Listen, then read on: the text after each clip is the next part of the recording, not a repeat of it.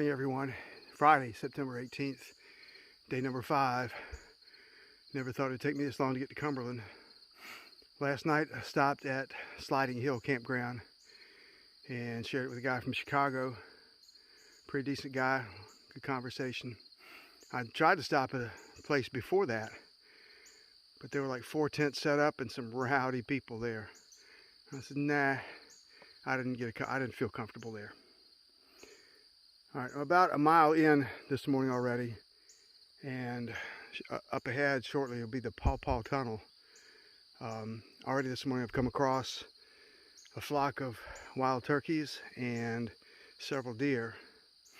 Last night, my friend back at the campground, Charlie, he had all his cook gear and his snacks taken by some, I assume, raccoons came up.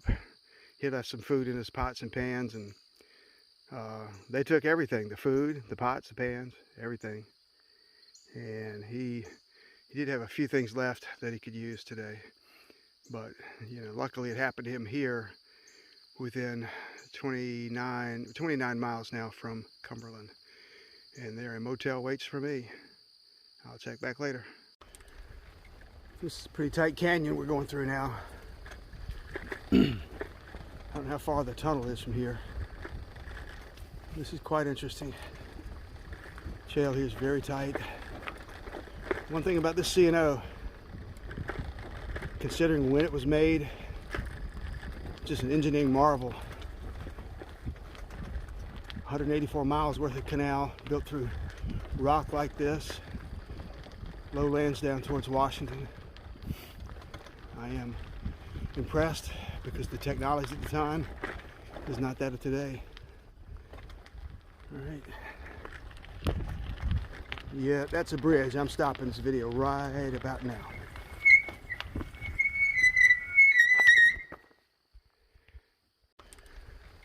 This is a pretty tight canyon we're going through now. I don't know how far the tunnel is from here. This is quite interesting. Trail here is very tight. One thing about this C&O, considering when it was made, just an engineering marvel.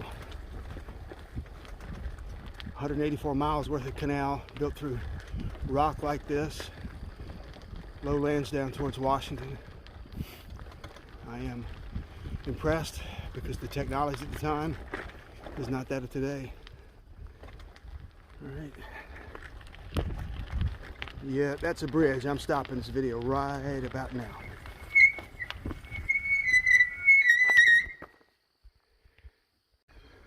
Well, I'm on the bridge now. I just want to get this on film. I know this is bouncing a lot. I don't not have it on my gimbal. So I'm afraid this is going to be too bouncy to shoot. Oh well.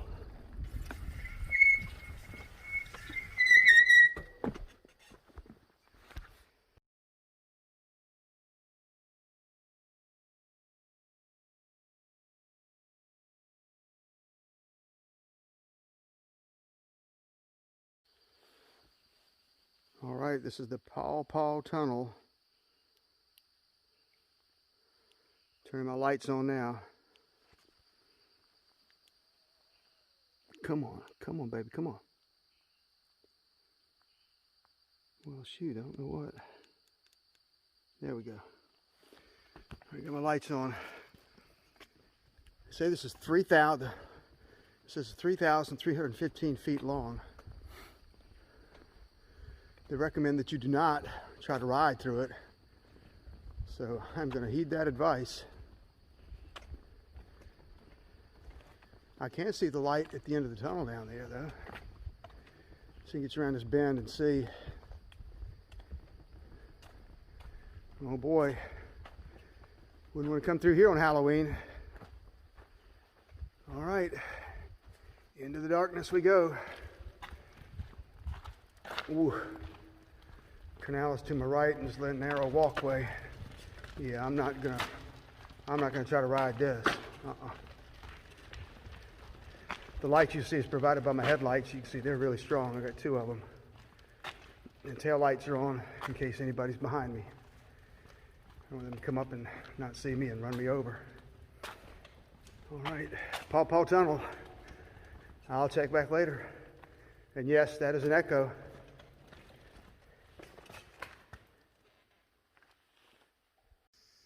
Well, good morning again. A few miles under my belt this morning. To share you a couple of things. First, I stand corrected on the well pumps and the handles. I've been informed by a park ranger that these wells are tested weekly, and when they don't pass, they remove the handles. So the ones with the handles, and I've run to quite a few now that do have handles, so water's less an issue now. But thank goodness they do that, and now I understand, and I won't blame COVID for that. This is typical of one of the, well, this is not typical, this is pretty nice. It's the nicest one I've come by.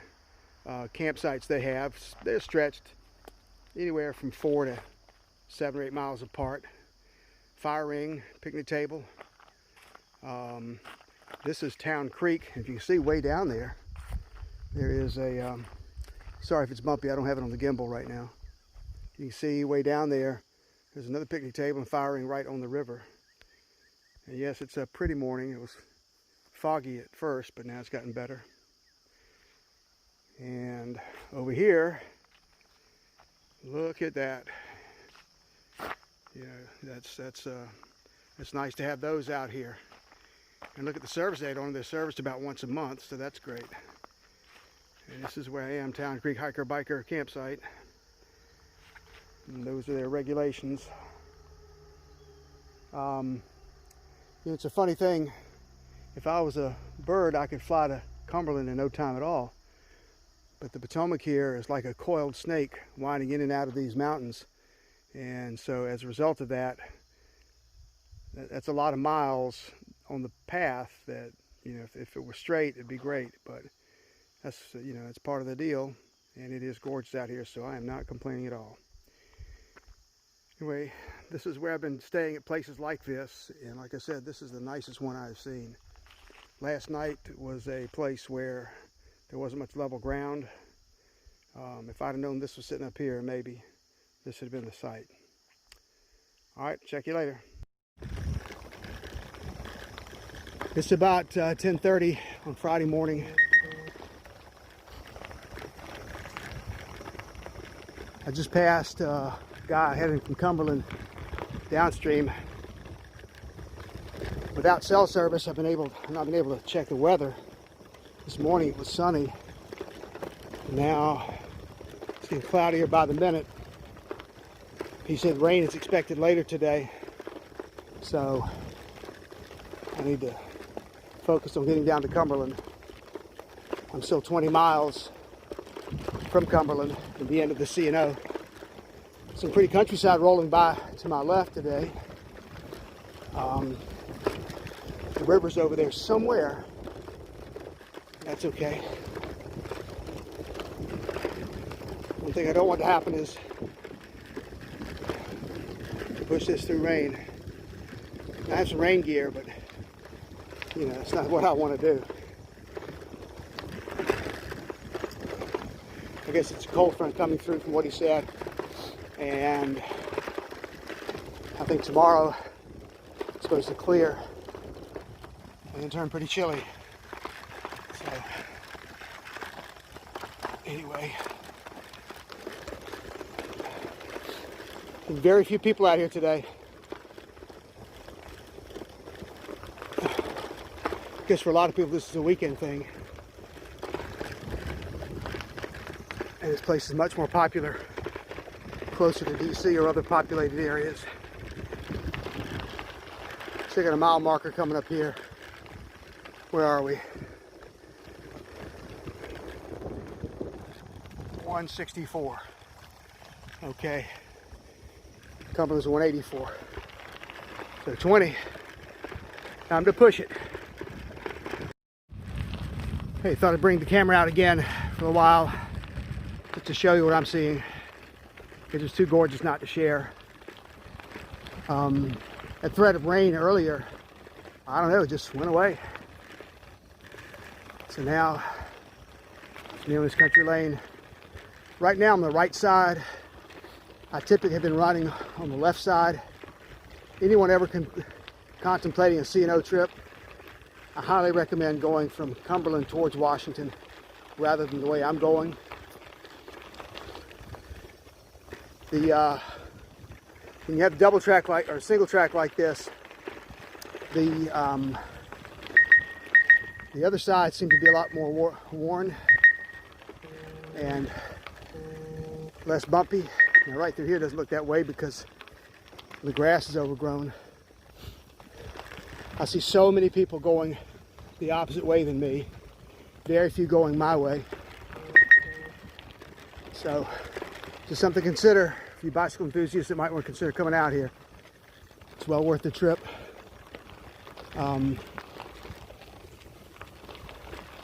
It's just gorgeous out here.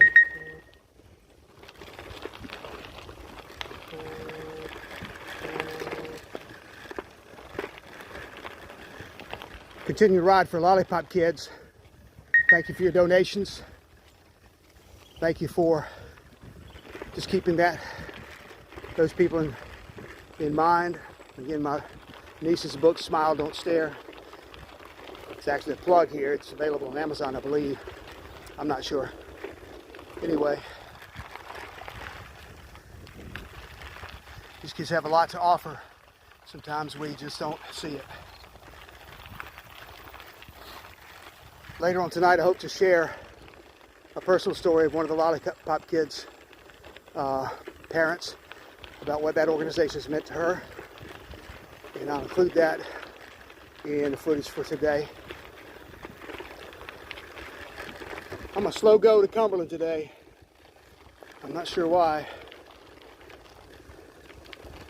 but I'm just taking my time. It's a short day. And I am hungry. There are tons of restaurants in Cumberland according to the map. A couple of hotels to choose from. That will end leg one of my journey. Leg one was the C&O Canal. Give me a day a little bit of time to rest up. And go to leg two, which is the Gap Trail, or the Great Allegheny Passage Trail. And that goes 150 miles to Pittsburgh. All right, guys, I'll check you later.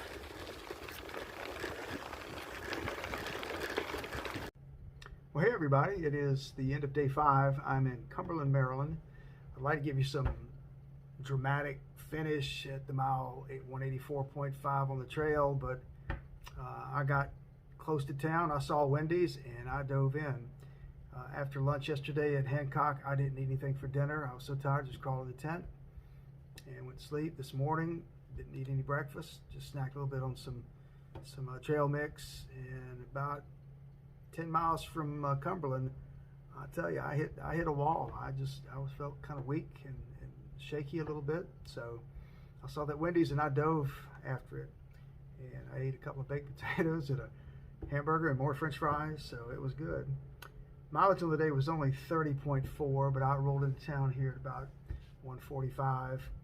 Brings the trip total to 198.1. I know the canal is 184.5, but I've been off-road here, there, going to a store, going to a town, that sort of thing. So the total mileage so far is 198.1. As I said, I'm holed up in the Ramada Inn tonight. After a shower and a nap this afternoon and some paperwork I had to catch up with, I went downtown to the Baltimore Grill and had a nice plate of spaghetti, and there's even some in the fridge left over for me. So leg one of my journey is over. The C&O Canal is history. Tomorrow I'll start the Gap Trail that will take me to Pittsburgh, which is 150 miles away. The guy at the bike shop allowed me to clean my bike there, and we talked a lot. He told me the first 23.5 miles tomorrow are going to be uphill. Let's just deal with it. To get up to the Eastern Continental Divide, it's just going to be a haul. It's not like a heavy, like 5 or 6% grade, but he said it's a railroad grade, and you're going to feel it. He also said with my trailer, I should be better off now than I'm off the trail, the C&O trail, that is. So we'll see if that holds up. At any rate, people have asked how am I feeling. I'm okay. My legs, my thighs, my quads are a little bit sore. I've got some thing called TheraWorks rub in every morning and night, and that seems to do the trick. I've only had one leg cramp since it started, so that's okay. I've got some upper body soreness from leaning over so much, and strangely enough, I've had some it's like I've lost dexterity in my fingers. My index and middle finger. I try to write tonight. I write like a 4-year-old right now, or a 5-year-old. It's just scribble. One of my friends sent me, or actually my daughter-in-law sent me a link as to how to deal with that, and my son called me and talked to me how to deal with that. And their solutions are, I'll try them. I do wear padded gloves, so that's not, they said wear padded gloves. Well, I'll wear padded gloves. So unfortunately for me tonight here in Cumberland, all the shopping, normal shopping you see is about 6 miles away, 5.5, 6 miles away, a little town called LaVale, and that's where Walmart is. That's where all Dunham Sporting Goods is. So here I am with my wonderful Sperry Docksiders. I made it all the way from DC. I don't know what to do. Tomorrow morning, none of the shops down here are going to help me out. So it looks like Docksiders to Pittsburgh. I guess I'm setting a new trend, I suppose. It's going to be chilly tonight and the next several nights, and I think tomorrow night's supposed to be like 35 where I'll be, so it's going to be chilly. I do have some clothes to deal with that, so that should be okay. And after that, after a couple of nights in the 30s, it'll warm back up a little bit. So hopefully that'll be okay. At any rate, I'm going to Pittsburgh, and once I get to Pittsburgh, we'll decide from there what we do. Thanks again for all of your help for Lollipop Kids. Yesterday I highlighted a young man named Eric. Next day or two I'm going to talk more about my nephew Ryan and the amazing things that Debbie's done with Lollipops and give you a little bit more background. But you can always check them online, lollipopkidsfoundation.org, and learn about their history and what they do. With that, I wish my grandson, my grandchildren, including you, Caroline, I love you guys. I love my children. And Ryan, you are the best. Peace out, brother. I'll check you tomorrow. Good night.